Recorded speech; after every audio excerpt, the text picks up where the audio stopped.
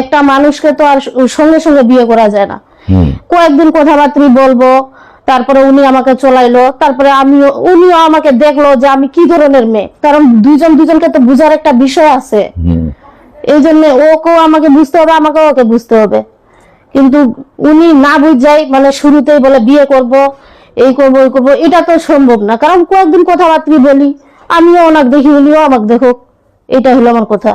আসসালামু আলাইকুম, আমি মোসাম্মদ বৃষ্টি আক্তার, আমার বাসা পঞ্চগড়। আমি অনেক মানে কষ্ট করে আপনাদের কাছে আসছি ভাই। আপনারা যদি একটু সহযোগিতা করে পাশে থাকেন, তাহলে হয়তো আমি জীবনে অনেক কিছু করতে পারবো বা অনেক দূরে আগাইতে পারবো, ভালো থাকতে পারবো। আচ্ছা, আপনার জীবনে কি ঘটেছে সেই কথাগুলো একটু বলেন। আমার জীবনে অনেক কিছুই ঘটে গেছে। এই অল্প বয়সে আমি অনেক কষ্ট করছি ভাই, কারণ আমার বাবা অল্প বয়সে মারা গেছে।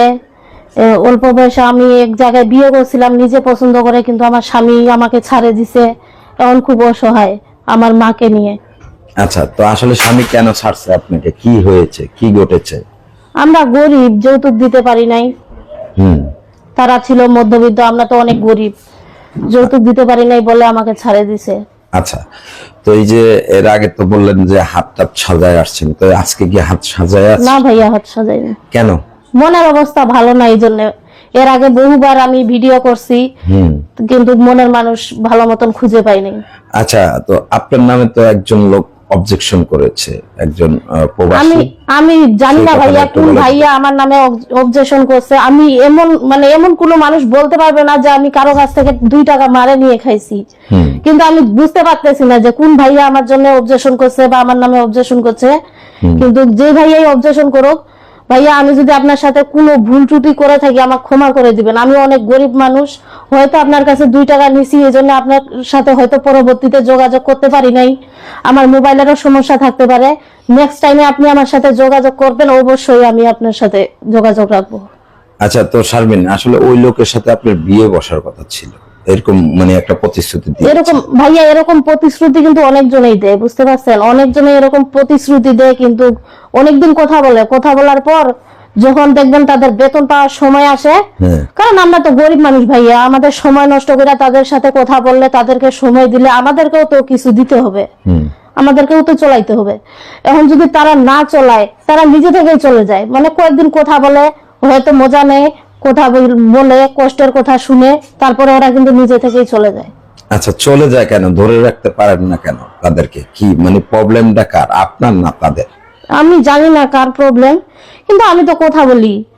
যখন বেতন পাওয়ার সময় হয়, হয়তো তাদের ব্যবসায় এটা, যে বেতন পাওয়ার সময় হয় তারা কথা বলে, টাইম কিন্তু পাস করে। প্রবাসীরা, বাংলাদেশিরা তো বলে যে আপনারা ফোন ধরেন না, আপনারা টাকা নিলে টাকা নেওয়ার পর যোগাযোগ করেন না, এটাও কি আপনাদের ব্যবসা? আমি ফোন ধরি না এমন কোনো ইয়া না, আমি ফোন ধরি, কিন্তু তারা আমার সাথে অনেকজন প্রতারণা করছে। আমি অনেকজনের কাছেই শুনি, অনেক ভাইয়াই বলে যে টাকা নিয়ে ব্লগ মারে দেয়, এই করে ওই করে, কিন্তু আমাকে তো একটা সুযোগ দিতে পারে। আমি তো ওরকম ধরনের মেয়ে না। আচ্ছা, আপনি কিরকম সুযোগ চাচ্ছেন একটু বলেন তো? সুযোগ বলতে ভাই, আমার পাশে দাঁড়াইতে হবে, আমাকে কিছু সহযোগিতা করতে হবে। সহযোগিতা করে আমার পাশে দাঁড়াওক। আমাকে পরবর্তীতে একটা মানুষকে তো আর সঙ্গে সঙ্গে বিয়ে করা যায় না।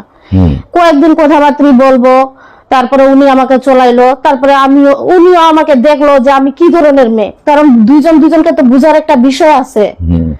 এই জন্য ওকেও আমাকে বুঝতে হবে, আমাকেও ওকে বুঝতে হবে।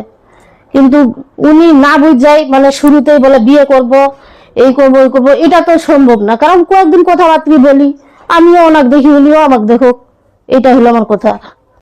আচ্ছা, তো দর্শক, আসলে শারমিন ক্লিয়ার কাট কথা বলেছে। যদি কেউ মানে তাকে বিয়ে করতে চান, আপনারা আগে তাকে দেখবেন, দেখে তারপর তার সাথে কথা বলে, কথাবার্তাতে চূড়ান্ত ফাইনাল আলাপ করে তারপর তাকে সহযোগিতা করবেন, এবং মোটা অঙ্কের সাহায্য সহযোগিতা করবেন আপনারা আপনাদের নিজ দায়িত্বে। ইউটিউব কর্তৃপক্ষ এই ধরনের দায়িত্ব নেয় না, এবং কেউ প্রতারিত হবেন না, এবং কাউকে প্রতারণার শিকারে ফেলাবেন না। তো শারমিন, আপনার সাথে যোগাযোগের কোনো ব্যবস্থা আছে? হ্যাঁ ভাইয়া, যোগাযোগের ব্যবস্থা আছে। বলেন।